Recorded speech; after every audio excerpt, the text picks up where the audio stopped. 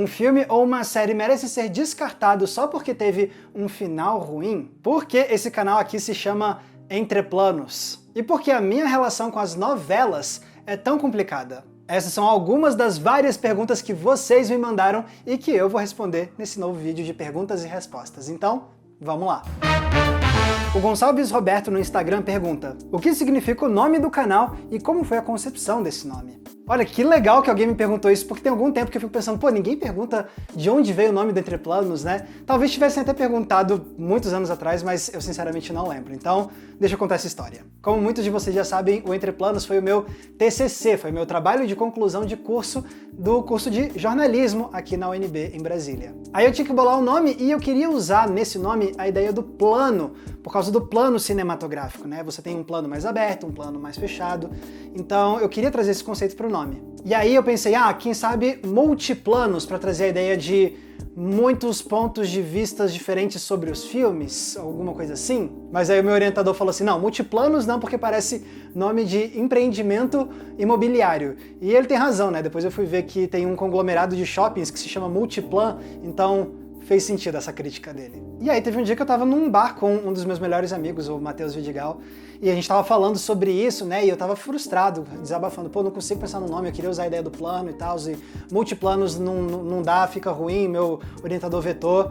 E aí o meu amigo falou assim, por que não Entre Planos? E na hora que ele falou, eu só cliquei assim com esse nome, eu pensei, é isso, esse é o nome do canal, Entre Planos. E eu gostei não só da sonoridade, mas também porque eu consegui pensar numa justificativa conceitual para esse nome. Porque o que acontece? Quando a gente fala de texto escrito, por exemplo, quando a gente está falando sobre interpretar, sobre pensar mais a fundo aquele texto, muitas vezes a gente fala sobre ler nas entrelinhas, não é? E aí eu pensei, pô, o equivalente de uma linha num filme poderia ser um plano cinematográfico, né? Então, se eu quiser falar de forma aprofundada, analisar de forma aprofundada um filme, eu poderia dizer que eu estou lendo nos Entre Planos. Então, quando eu vi que a ideia do meu amigo tinha tudo a ver com a proposta do canal e tinha uma sonoridade que eu gostava bastante, aí eu bati o martelo e estava decidido, e assim nasceu o nome deste canal, o Entre Planos. Inclusive, eu vejo muita gente escrevendo o nome do canal nas redes sociais separado, né? Entre, separa, planos, só que entre linhas é uma palavra só, né? E da mesma forma,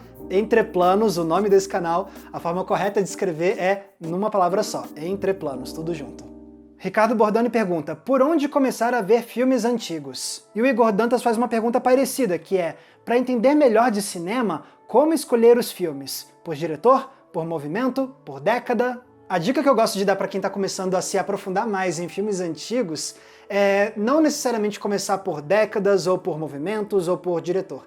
Não, a minha dica é outra, é você seguir listas de filmes importantes, porque assim você vai ter uma visão mais generalizada, mais variada, com diferentes épocas, diferentes movimentos, diferentes cineastas. E aí depois que você começou a se acostumar a ver esses filmes e pegou gosto pela coisa, aí quem sabe você pode usar essa visão mais ampla e começar a identificar, pô, gostei muito desse movimento aqui, e aí sim começar a se aprofundar mais naquilo, ou então gostei muito desse cineasta, vou explorar a filmografia dele, e aí se aprofundar. Então eu acho que é bom você fazer esse processo em duas etapas. Primeiro mais geralzão, e a partir daí ir se aprofundando naquilo que vai te interessando mais. Tá, mas então quais listas usar? A do IMDb, por exemplo, que é uma das mais populares?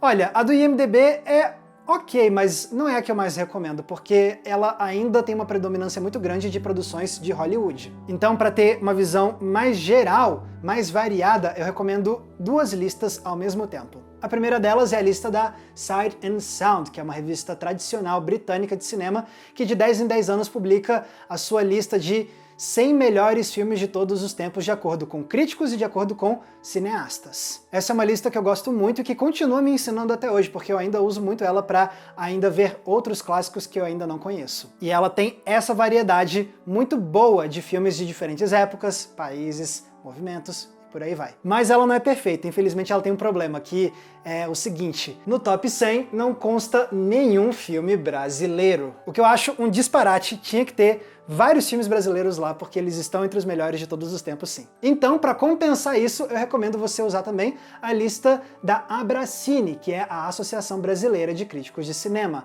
Eles publicaram a lista deles de 100 melhores filmes brasileiros de todos os tempos. E aí você pode combinar essas duas listas para ter uma noção muito boa da história do nosso cinema e do cinema do restante do mundo. TSL 006. O que você acha desse comportamento do público de jogar filmes e séries no lixo por causa do final ruim que possuem? Uma obra merece ser descartada apenas porque falhou na sua conclusão? Eu não acho que deva ser descartada, mas é inegável que um final ruim afeta sim a sua experiência como um todo com a obra. Ela vai parecer menos coesa, vai parecer menos equilibrada. O problema é quando a gente se foca somente nesse final ruim e descarta o restante da experiência que aquele filme ou aquela série proporcionou pra gente. A gente vê isso muito com séries, né? Sejam séries live action ou séries animadas, animes. Várias delas são muito populares, fizeram sucesso durante muitos anos, mas aí acabaram com um final que os fãs e os críticos, sei lá, odiaram, detestaram, a ponto de nos anos seguintes, depois que esse programa acaba, as pessoas que nunca viram essa série e têm curiosidade, aí perguntam: ah, vale a pena assistir esse aí? Aí vai ter muita gente que vai dizer: não, não vale a pena porque o final é muito ruim, é uma bosta. Ah, tá, beleza, o final é ruim, mas e o restante? Não estava fazendo sucesso? Não foi elogiado? Então, só porque o final é ruim, não vale a pena curtir os outros 90% da obra? Na minha opinião, se é uma obra que você tem interesse de verdade, que você viu que fez sucesso e que tem muitos fãs ao longo da maior parte da obra, e o final é ruim, e você tem curiosidade, pô, dá uma chance. Por dois motivos principais. Primeiro que não existe unanimidade, né? Então vai que você chega no final e você descobre que, pô, olha só, eu gostei do final. É importante você ver com seus próprios olhos e formar a sua própria opinião. E em segundo lugar, tá, vai que você não gostou do final como as outras pessoas, mas você curtiu demais o restante da obra, né? Você curtir a jornada é muito válido também, ao invés de focar somente no final, no destino final, né? E aí a gente pode olhar para a obra como um todo, fazer um julgamento mais holístico, digamos assim, e não ficar tão fixado nos seus últimos minutos ou últimos capítulos. Bibiana 8815. Qual coming of age mudou sua perspectiva sobre juventude? Para quem não conhece esse termo coming of age, ele é um termo que se usa muito em inglês para classificar histórias que falam sobre amadurecimento. Então são histórias geralmente focadas em crianças ou adolescentes que estão amadurecendo, crescendo, virando pessoas e aprendendo a como navegar pelo mundo. São filmes como Conta Comigo, Boyhood, Lady Bird, As Vantagens de Ser Invisível, entre muitos outros exemplos. Muitos desses filmes fazem sucesso porque eles trazem uma perspectiva muito sensível e muito realista, às vezes, sobre o que é amadurecer, né? E com isso, muitas vezes, eles trazem cenas emocionantes, lições de vida e acabam ficando na memória de muitas pessoas. E pra mim, talvez, o filme de amadurecimento que mais tem me marcado enquanto eu estava na adolescência, amadurecendo, foi Quase Famosos. Nesse filme a gente conhece um adolescente que é fã de rock nos anos 70 e ele adora escrever, e aí ele consegue enganar um editor de uma revista se passando por um adulto, e aí ele consegue o trabalho de acompanhar uma banda que ele gosta muito numa turnê e escrever uma reportagem sobre isso para a revista Rolling Stone. E aí a gente acompanha então como esse moleque tá lá no meio de vários adultos rockstars vivendo essa vida de fama e de loucuras e de música na estrada, e é muito legal, eu gosto muito desse filme, ele é do Cameron Crowe. Quando eu vi esse filme pela primeira vez, eu me identifiquei na mesma hora com o protagonista, porque eu tinha mais ou menos a mesma idade do protagonista, eu tinha acabado de passar por toda uma fase da minha adolescência na qual eu virei esse fã de rock clássico, eu adorava escrever assim como esse personagem. E eu lembro que esse filme me impactou porque ele me mostrou uma ideia que não passava pela minha cabeça naquela época, que é a juventude, às vezes você acha que é uma desculpa para você não conseguir fazer certas coisas na sua vida, que você acha que são coisas que você só pode fazer lá na frente. E às vezes não, às vezes você já pode começar a dar esses primeiros passos para atingir alguns dos seus objetivos, dos seus sonhos. Porque o protagonista ele é muito novo, mas ele já consegue conquistar essas etapas profissionais que, na verdade, ele não estava nem pensando naquilo como um emprego, ele estava pensando naquilo pelo prazer de se aventurar e de poder escrever sobre essas aventuras. E eu fiquei pensando, caramba, é mesmo, né? Às vezes eu não preciso esperar eu chegar na faculdade para começar a pôr em prática algumas das coisas que eu quero viver. Começar a praticar o meu texto, começar a procurar já algumas oportunidades para ganhar experiência, para eu poder fazer o que eu quero. Sem contar que esse filme me despertou também muito um senso de aventura no sentido de explorar o mundo, de querer viajar, conhecer diferentes lugares, passar por experiências novas e inesperadas. E isso ficou na minha cabeça pelo restante da minha juventude e me incentivou a tentar ter um espírito mais aventureiro, para tentar conquistar já alguns primeiros passos para alcançar os meus sonhos, para poder explorar o mundo, conhecer diferentes lugares, diferentes pessoas. Então, esse filme com certeza me abriu os olhos sobre as possibilidades da juventude. Clesley Rocha. Quais técnicas de escrita do jornalismo você utiliza no momento de escrever os textos dos vídeos ensaios?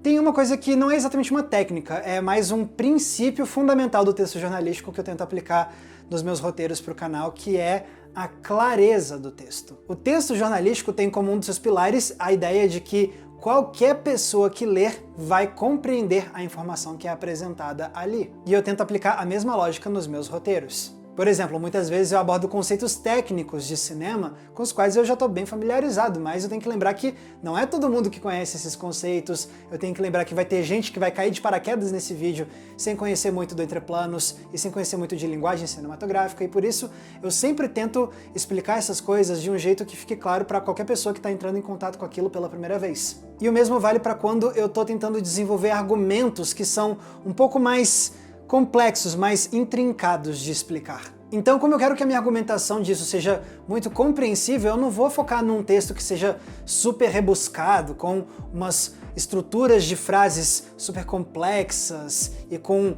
um monte de palavras difíceis, digamos assim. Não, eu quero fazer algo que pareça bem escrito, bem elaborado, mas que seja fácil de entender. Lógico, eu gosto sim de trazer algumas palavras incomuns de vez em quando, né? Agora mesmo eu usei a palavra holística, né?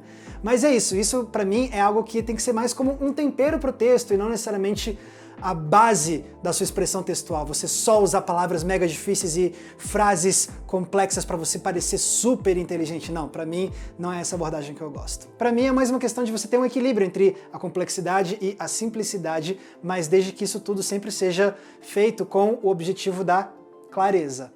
Rafael Ramos, você como um apreciador do terror e de videogames também, já teve a experiência de jogar os games de terror e de escolha como os da série Dark Pictures Anthology ou mesmo o Until Dawn?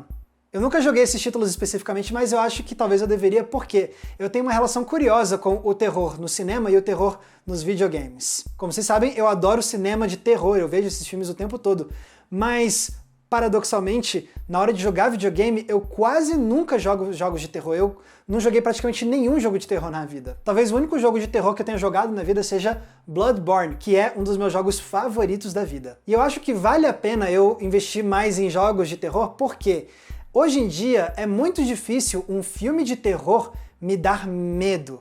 Eu já tô tão acostumado com essas obras que é muito raro de algum filme desses me perturbar, me deixar, assim, realmente muito tenso e com medo de verdade. Agora, os videogames conseguem fazer isso com muito mais facilidade pra mim, porque você tem aquela ideia da imersão, né? Então, como você tá controlando o personagem, as ameaças que aparecem, você sente aquilo psicologicamente vindo em você mesmo, porque você está controlando aquele protagonista. Então com esses jogos eu sinto sim muito mais medo do que com os filmes. E se eu sinto um pouco de falta disso com a minha experiência com o cinema, por que não tentar trazer isso um pouco de volta com os jogos? Lucas Luiz dos Santos. Max, qual anime ou desenho da sua infância que você assistia e hoje em dia percebeu que não era tão bom assim e não consegue mais assistir? E qual anime ou desenho que antes achava infantil, mas assistindo melhor você percebeu que, opa, espera, esse roteiro é muito bem feito para a classificação dele? Eu vou focar minha resposta mais em animes, porque não tem necessariamente um anime que eu sinta que eu adorava na infância que hoje eu olho assim, nossa, não, muito ruim. Isso não acontece necessariamente. O que eu penso que acontece muito é alguns animes que eu assistia sem problemas, tranquilamente quando era criança, hoje em dia me parecem ser um pouco mais difíceis de assistir por conta do ritmo da narrativa. Por exemplo, Cavaleiros do Zodíaco e Dragon Ball Z. Quando eu era criança eu amava e assistia sem problemas. Eu nunca me incomodava com o ritmo da narrativa, eu estava sempre muito imerso naquelas histórias. Mas hoje em dia, revisitando essas obras, eu vejo, caraca, eles davam uma enrolada para fazer as coisas inacreditável. O ritmo dos acontecimentos parece de fato muito devagar para mim hoje em dia, com especificamente Cavaleiros e Dragon Ball Z. E hoje eu sei qual é o motivo disso. Eu não sabia disso quando era criança, mas hoje eu sei que era porque o anime não podia alcançar o mangá que eles estavam adaptando com medo de acabar o material para adaptar. Então, o que eles faziam? Eles enrolavam, eles faziam os eventos demorarem vários capítulos para acontecer, porque assim dava tempo de sair mais capítulos do mangá. Lógico, eu sei que, por exemplo, Dragon Ball Z depois lançou uma versão mais abreviada para corrigir isso, né, que é o Dragon Ball Z Kai.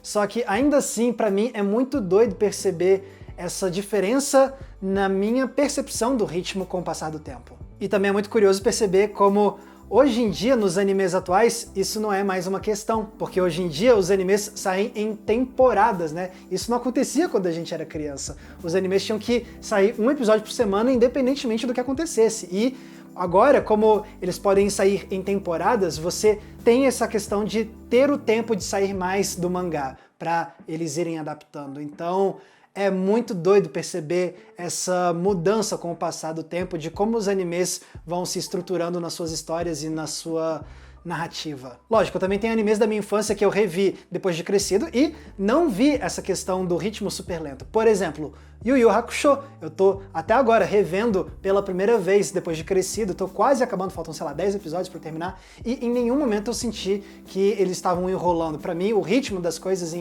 no anime de Yu Yu Hakusho é incrível. O mesmo vale pra Sakura Card Captors. E agora, para responder a sua segunda pergunta, Sakura Card Captors é um exemplo de um anime que eu gostava quando eu era criança, não achava infantil porque eu era uma criança, né?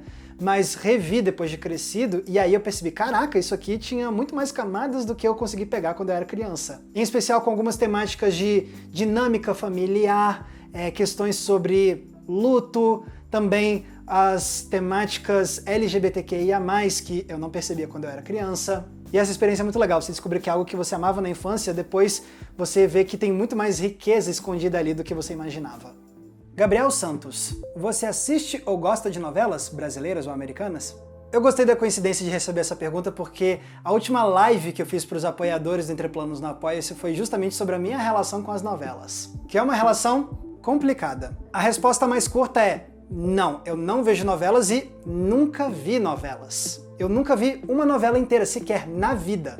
Mas hoje em dia eu meio que me arrependo disso. E eu já vou explicar por quê. Eu acredito que a forma como a gente cresce com as novelas é influenciada por como a nossa casa, a nossa família lida com as novelas, né? E isso explica por que eu não cresci vendo novelas. Acontece que eu cresci numa casa em que ninguém via novela. Meus pais não assistiam e nem colocavam a gente para assistir. E isso porque eles não gostavam de assistir novela, então eles também não incentivavam eu e o meu irmão a assistir. Mas mesmo assim, eu tenho memórias marcantes de infância com as novelas. Em primeiro lugar, por quê? Meu pai, por exemplo, ele não via novelas, mas ele tinha um hábito que eu achava muito engraçado, que era, ele sempre via o último episódio da novela das 8. Ele não via nada daquela novela, nenhum capítulo, mas quando ia passar o episódio final, aí ele assistia. Acho que era porque ele não queria ficar fora da conversa, ele queria fazer parte do bafafá, né? Porque naquela época era assim, acabava uma novela das 9 e nos dias seguintes era o assunto do momento. Então eu tenho memórias engraçadas de achar divertido isso. Meu pai, que não gostava de novela, parar e ver o último episódio. E eu também tenho memórias de medo com novelas. Por exemplo, o cadeirudo da novela A Indomada. Me falaram que tinha essa novela com esse personagem misterioso que atacava mulheres na noite, que ele ficava coçando a perna com o outro pé e que ele andava de um jeito super bizarro e assustador assim à noite. Então eu fiquei curioso e eu vi o cadeirudo uma vez em um episódio da Indomada e eu fiquei apavorado. Eu lembro também que uma vez eu tava passando de canal e aí tava passando Vale a Pena Ver de Novo, retransmitindo A Viagem. E eu parei numa cena que aparecia um cara com uma máscara branca muito assustadora. E eu fiquei, ai meu Deus, o que é isso? E eu mudei de canal na mesma hora, mas isso me marcou demais. Muitos anos depois eu pesquisei e descobri que esse personagem se chamava Adonai. E outra memória de infância que eu tenho com as novelas, que é muito especial, é da vez que eu tentei assistir uma novela desde o começo, que foi com O Beijo do Vampiro. Eu era uma criança, eu acho que eu tava com 9 ou 10 anos de idade, e aí eu vi que ia estrear essa novela sobre vampiros. Eu nem sabia que isso era possível, porque na minha cabeça novela era só histórias de amor e tal. E aí eu vi, pô, uma novela sobre vampiros, eu já gostava dessas figuras de mitologia, de terror, né? E aí eu fiquei interessado. E aí eu comecei a assistir O Beijo do Vampiro, mas depois de alguns dias eu tive que sair para um compromisso e perdi um capítulo, e perdi outro, não sei o que, e depois eu fiquei pensando, cara, eu não tava gostando tanto assim, já perdi vários episódios, se eu voltar a assistir eu vou ficar completamente perdido, então eu abandonei e lá se foi a única tentativa da minha vida de assistir uma novela. E aí os anos foram passando, na minha adolescência eu realmente me afastei completamente desse mundo, não assisti nenhuma das novelas que fizeram sucesso, tipo Avenida Brasil, não vi um episódio sequer. Então eu também não fiz parte desse evento cultural que foi o final de Avenida Brasil, né? Então, pensando sobre isso tudo hoje, eu percebi que a minha visão sobre as novelas tem um quê de arrependimento de não ter curtido mais isso crescendo. Não só porque eu poderia ter participado desses eventos coletivos, como foi o final de Avenida Brasil, mas também porque eu tenho uma curiosidade de saber, ok, o que eu perdi? Será que eu não perdi, de fato, grandes histórias que poderiam ter me emocionado, mexido comigo, só porque eu nunca vi essas novelas? Será que não tem obras-primas audiovisuais brasileiras que eu desconheço porque eu nunca vi novelas? E também me vem uma curiosidade acadêmica no sentido de, tipo, o que eu poderia aprender sobre o fazer audiovisual se eu me aprofundasse mais nas novelas? Sobre técnicas de roteirização seriada com as novelas? Produção, direção, fotografia. Eu acho que eu poderia aprender muita coisa se eu me focasse num estudo direcionado a novelas. Sem contar aprender como as novelas se relacionam com a história dessa mídia televisiva no Brasil. Então, junta isso tudo e aí eu fico pensando, ok, então o que eu poderia fazer se eu quisesse começar a me aventurar? Tanto que no início desse ano eu estava pensando nisso e eu pesquisei, por exemplo, quais seriam as novelas mais elogiadas produzidas pela Globo, por exemplo. Eu encontrei que você tem críticos que são especializados em novelas e muitos deles apontam, por exemplo, Avenida Brasil como uma das melhores de todos os tempos, outra é Roque Santeiro, ou então Vale Tudo, essa aí sim, Vale Tudo é sempre apontada como uma das melhores, se não a melhor novela brasileira já feita. E aí me dá uma atiçada dessa pessoa que gosta de se aventurar por novos mundos audiovisuais, né? E hoje em dia é muito mais fácil de eu começar a explorar esse universo porque eu tenho esses conteúdos, essas listas, as recomendações das melhores novelas já feitas e tem o acesso a elas porque o streaming facilitou muito o acesso a essas novelas antigas. Antes eu tinha que esperar, eu teria que esperar passar num Vale a Pena Ver de novo, mas hoje em dia tá lá no streaming para eu assistir. Então eu tenho essa curiosidade, essa coceira assim para começar a ver uma novela para eu poder dizer pelo menos uma vez na vida que eu vi uma novela inteira. Mas ao mesmo tempo tem uma questão que me intimida que é, por exemplo, novela, mais de 200 episódios. Eu, sozinho, no meu tempo livre, mal assisto seriados com, sei lá, 50 episódios, que dirá uma novela de 200. E aí, quando eu falo isso, tem gente que me recomenda um outro caminho, que é, por exemplo, começar a explorar esse mundo através das minisséries da Globo, por exemplo. O que eu acho que poderia sim ser uma boa opção. Só sei então que hoje em dia eu enxergo que as novelas são um grande ponto cego do meu conhecimento audiovisual e eu gostaria de corrigir isso sim. Quando eu vou fazer isso? Não sei. Mas eu conto com vocês para vocês deixarem aqui embaixo nos comentários as suas recomendações para um ignorante das novelas se introduzir nesse universo. Pode deixar aqui que eu vou adorar ler as indicações de vocês. O Felipe Lorenzetti e o Catiano, também conhecido como Popcorn English Online, me perguntam qual obra você gostaria de esquecer só para rever pela primeira vez novamente. Provavelmente O Martírio de Joana d'Arc ou A Paixão de Joana d'Arc, dependendo da tradução, que é talvez o último filme que mais me arrebatou daquele jeito que você sente que você era uma pessoa antes de ver esse filme e uma pessoa depois de ver esse filme. E eu queria rever esse filme não só pelo impacto emocional que ele teve, porque ele me emocionou muito, mas também pelo senso de descoberta que ele trouxe pra mim. Quando eu vi esse filme pela primeira vez alguns anos atrás, era porque eu tava justamente tentando ampliar o meu acervo de clássicos, e esse era um que tava na minha lista, né? E aí eu vi e aquilo explodiu minha cabeça. Sim, eu já sabia racionalmente que você tinha vários clássicos da era do cinema mudo que eram inovadores, vanguardistas e que tinham coisas muito à frente do seu tempo em termos de linguagem cinematográfica, mas eu só senti isso mesmo vendo A Paixão de Joana d'Arc. O trabalho de câmera do Dreyer é um negócio que me deixa assim boquiaberto até agora. A performance da Maria Falconetti é uma das mais poderosas que eu já vi em toda a minha vida. Eu defendo até agora que é uma das melhores atuações da história do cinema. E o poder emocional dessa história ainda ressoa demais e consegue comover a gente.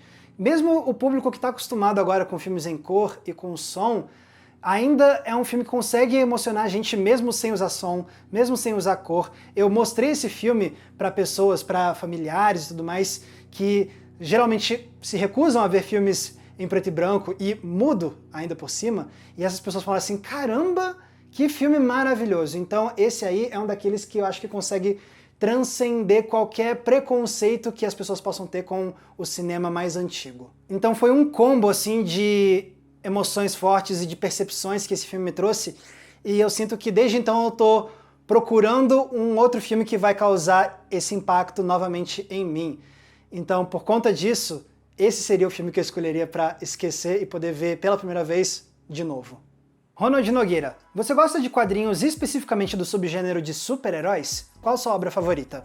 Eu gosto de quadrinhos de super-heróis e eles inclusive foram fundamentais para mim quando eu estava crescendo, porque eu passei a minha infância e adolescência lendo muito os quadrinhos do Batman e do Homem-Aranha. Mas com o passar do tempo eu dei uma afastada dos quadrinhos de super-herói e eu acho que isso só se agravou com a saturação dos filmes de super-herói na última década. Sim, eu gosto de vários filmes de super-herói, vários deles lançados nos últimos anos, mas ao mesmo tempo eu sinto sim um pouco desse cansaço, dessa fadiga, e eu acho que isso talvez tenha me impedido de voltar para os quadrinhos de super-heróis, apesar de serem mídias diferentes. Mas tem o raro caso de produção atual de super-herói que me dá vontade de voltar para esses quadrinhos. E o melhor exemplo disso saiu esse ano, que é X-Men 97, ao qual eu já dediquei um vídeo inteiro aqui no canal. Quando eu terminei a primeira temporada de X-Men 97, eu fiquei com muita vontade de ler os quadrinhos de X-Men do Chris Claremont, que são super celebrados, super influentes, e eu nunca li, então eu fiquei com muita curiosidade de poder ver essas histórias que inspiraram essa animação no seu estado original, digamos assim. Outros que eu tenho vontade de ler são aqueles que eu sei que são muito aclamados, mas eu nunca li. Por exemplo, a saga do Monstro do Pântano, do Alan Moore, ou então o Senhor Milagre, do Tom King. A questão é que, recentemente, no último mês, eu tenho retomado o hábito de ler quadrinhos, que era algo que estava muito adormecido. Então, quem sabe eu também não volte a ler quadrinhos de super-heróis em breve para poder conhecer essas histórias que eu tenho curiosidade de conhecer e que eu sei que são tão aclamadas. E quanto ao meu quadrinho de super-herói favorito, eu não vou dizer necessariamente Watchmen, porque eu acho que Watchmen é muito mais uma desconstrução dos super-heróis de quadrinhos do que, de fato, uma história sinceramente de super-heróis. Então, nessa veia mais tradicional, aí eu tenho que dizer A Piada Mortal, do Alan Moore. Ribeiro PV, qual o seu top 3 filmes nacionais favoritos? Em nenhuma ordem específica, atualmente os meus 3 filmes brasileiros favoritos são os seguintes. A Meia-Noite Levarei Sua Alma, do José Mojica Marins, que é o filme que nos apresentou ao Zé do Caixão. É não só um dos melhores filmes de terror brasileiros, é um dos melhores filmes de terror da história mundial. Outro é São Paulo, Sociedade Anônima, do Luiz Sérgio Persson. É um baita estudo de personagem no qual a própria cidade vira um personagem importante que afeta o protagonista, e o que eu acho mais incrível é como a linguagem cinematográfica do filme muda, o estilo do filme muda da metade pro final para refletir a jornada desse protagonista. Se quiser entender isso melhor, tem um vídeo inteiro aqui no canal sobre São Paulo, Sociedade Anônima. E também tem Cabra Marcado para Morrer, o documentário do Eduardo Coutinho. Não só por conta do relato que ele faz sobre a vida brasileira sob a ditadura militar, mas também por como ele reflete a história do cinema brasileiro, o fazer cinematográfico, antes, durante e depois da ditadura. Jássio Honorato, você tem filmes brasileiros de sci-fi e fantasia para indicar? Tenho sim. Eu acabei de falar de um deles, né, que é A Meia-Noite Levarei Sua Alma, que, sendo um terror de fantasia, eu acho indispensável para indicar. Mas tem outros títulos que eu gosto muito. Um deles é uma ficção científica feita aqui no DF, que é Branco Sai, Preto Fica, do Adirley Queiroz. É um filme que traz essa assinatura do Adirley, que é fazer uma mistura de documentário com ficção, só que aqui ele ainda traz a ideia da ficção de futuro distópico para falar sobre a relação entre a periferia e o centro da cidade, e com uma história que é diferente de qualquer coisa que eu já vi o nosso cinema produzir. Eu recomendo demais Branco Sai, Preto Fica. Outro que eu gosto muito é As Boas Maneiras, da Juliana Rojas e do Marco Dutra, que é uma história de terror que fala sobre elementos fantasiosos de folclore brasileiro, mas que também mistura com outros gêneros cinematográficos que a gente não vê sendo tão misturado assim com o terror, por exemplo, elementos de musical. Eu sei que isso pode afastar algumas pessoas, mas vale a pena dar uma chance, eu gosto muito de As Boas Maneiras. E tem outros dois filmes clássicos que eu gosto de indicar de fantasia, um deles é Macunaíma, um grande clássico que a gente tem